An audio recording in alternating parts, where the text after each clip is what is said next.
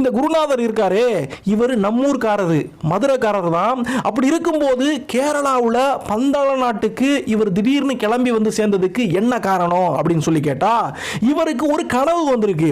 அந்த கனவுல சிவபெருமான் அவருக்கு காட்டின அந்த காட்சிகளை எல்லாம் வச்சு மலங்காடெல்லாம் தாண்டி வழி வழியா நடந்து வந்து பந்தாள அரண்மனையை வந்து இந்த குருநாதர் சேர்ந்துறாரு.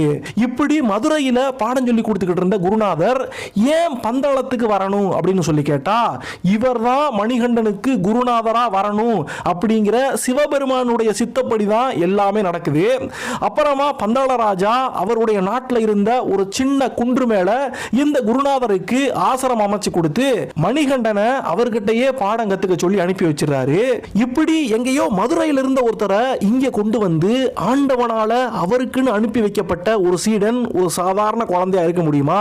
அதனால அவங்கிட்ட ஏதோ ஒரு சிறப்பு இருக்கு அப்படின்னு அந்த குருநாதருக்கு முன்னாடி